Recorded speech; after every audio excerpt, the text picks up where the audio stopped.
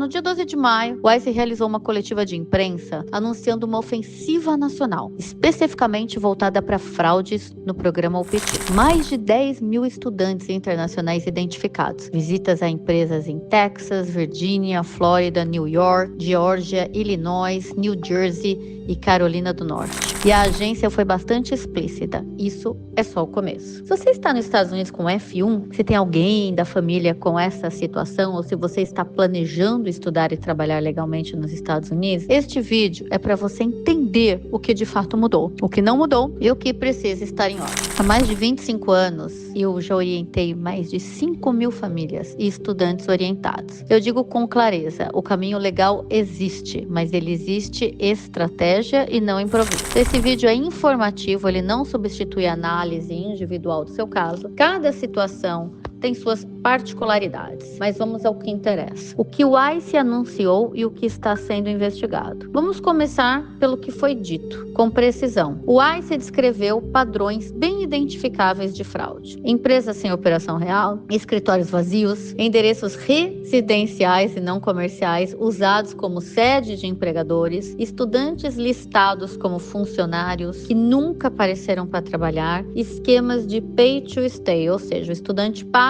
para ficar figurado como empregado de uma empresa e manter o status ativo no sistema, sem uma função real, sem supervisor real, sem trabalho real. E a agência também mencionou grupos de empresas com sites quase idênticos e vínculos que não resistem a uma verificação simples de endereço ou de presença do estudante. Então, o que o ICE deixou claro é que esses padrões foram mapeados. A mensagem do governo americano ela foi direta. Não basta ter um documento. A realidade precisa corresponder ao que está registrado no sistema. Agora, para entender por que isso importa e por que a fiscalização chegou nesse ponto, é preciso entender o que o OPT é de fato e o que ele não é. Então, o que é o OPT e por que ele existe? OPT significa Optional Practical Training. É uma autorização de trabalho atrelada ao visto F1, um visto de estudante. Veja que é opcional e treinamento prático. Optional Practical Training. O programa foi criado para uma finalidade muito específica. Mais de 30 anos esse programa existe. Ele permite que o estudante internacional aplique na prática, no mercado de trabalho americano, o que ele estudou na universidade. É uma extensão da experiência acadêmica. O próprio Donald Trump sempre se posicionou favorável que esses estudantes, muito embora agora, devido até a mim, eles estejam abertos aí aos brasileiros, muito se via no passado indianos e chineses que, aos olhos do governo atual, não era nada interessante que ele aprendesse as técnicas, as inovações, as tecnologias americanas e voltasse para o país dele. Então, por isso que durante a campanha nós lembramos que o Donald Trump, ele falou que todo estudante que fizesse um degree, uma faculdade nos Estados Unidos, deveria ganhar um green card. Sim, ele falou isso, tá? Então, esse programa, é importante vocês saberem que o OPT padrão, ele vai até 12 meses, né? E o OPT, ele pode ser estendido na modalidade STEM. Para quem não sabe, ciências, tecnologia, engenharia e maths, mas que tem muitos cursos abrangentes. Nessa modalidade, que é a minha especialidade, a extensão adicional é de até 24 meses, totalizando 36 meses. Mas essa extensão, gente, ela tem requisitos próprios, tá?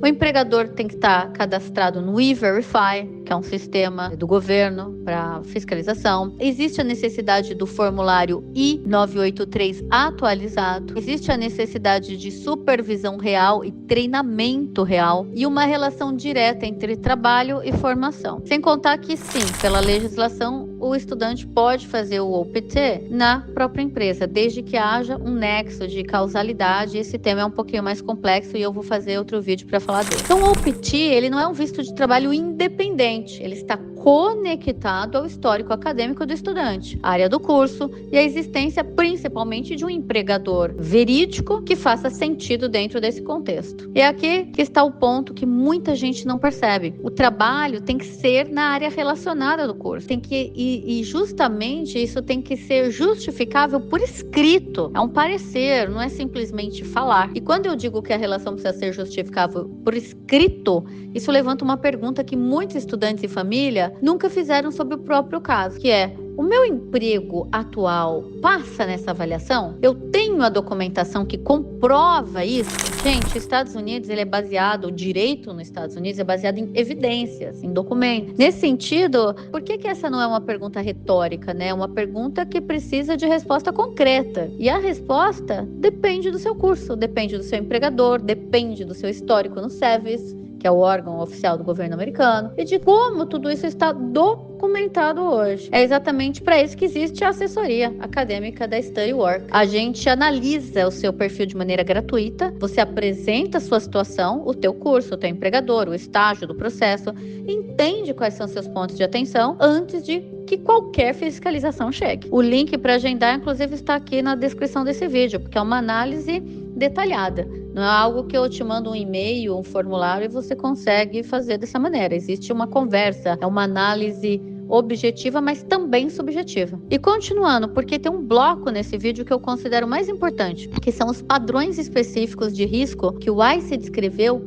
e como cada um deles aparece na prática. Onde estão os riscos reais? Eu vou organizar isso de forma direta, porque esse é o bloco que mais importa para quem está tomando uma decisão agora. Risco número 1, a empresa de fachada. Sem escritório funcional, sem equipe, sem capacidade real de treinar alguém, o endereço no documento não existe como local de trabalho. É isso que o ICE está verificando presencialmente. Eles vão no local e checam, certo? Risco 2 é o vínculo fictício.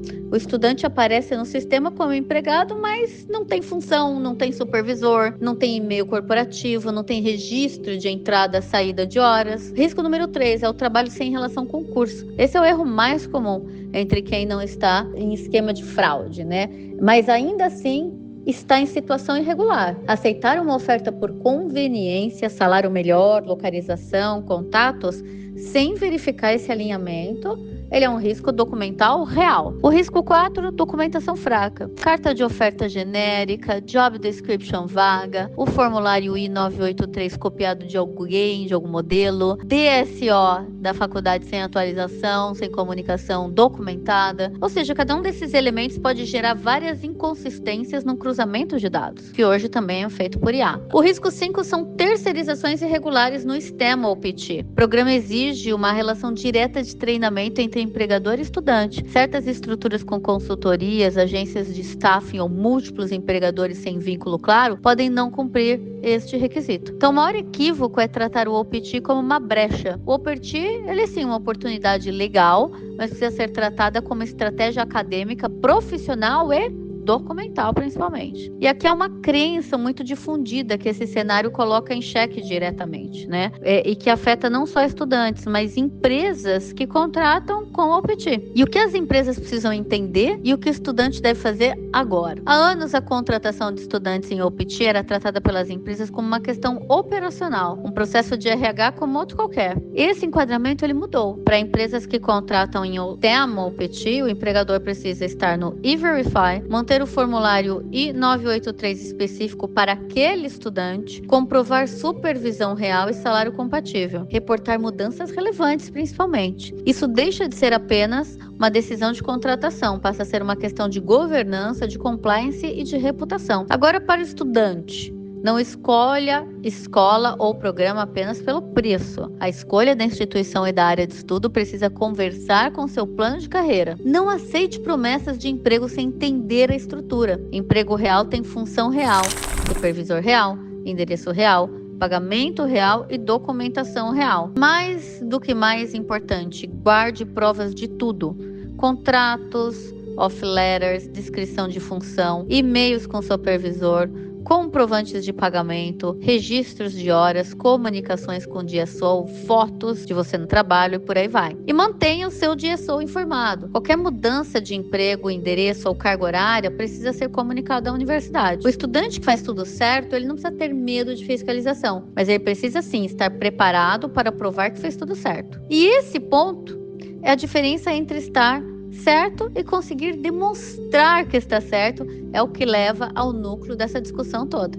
Não basta estar certo, pessoal, você tem que estar apto a demonstrar. Pessoal, há 25 anos eu acompanho brasileiros tomando decisões sobre educação internacional, imigração, e carreira internacional. Isso é uma coisa que eu sempre percebi, é que existe uma diferença muito clara entre quem trata esse processo como estratégia e quem trata como tentativa. Quem trata como estratégia escolhe a escola, a faculdade alinhada com a carreira, escolhe empregador com estrutura real, documenta cada etapa, mantém consistência entre o que está no sistema e o que existe na realidade. E quem trata como tentativa, por outro lado, busca o caminho mais rápido, aceita qualquer oferta sem verificar e descobre tarde demais que a inconsistência tem consequências e elas são sérias. O ICE, Polícia do Governo e da Imigração, não criou essa distinção. Ele apenas tornou mais viável o que sempre existiu. E, em linhas gerais, nossa conclusão é que o cenário americano ele não está fechado para estudantes internacionais. Ele está mais seletivo,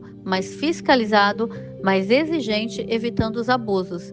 E é exatamente por isso que o planejamento deixou de ser diferencial e virou necessidade. Se você quer entender qual caminho educacional e profissional faz sentido para o seu perfil, antes de tomar uma decisão que impacta o seu futuro migratório, o link para análise de perfil gratuita da StudyWork USA está na descrição desse vídeo. No próximo vídeo, eu trago um vídeo sobre como escolher um programa de estudo nos Estados Unidos com o OPT já planejado desde o início. Se inscreve para não perder. O caminho existe. Você só precisa saber como percorrê-lo.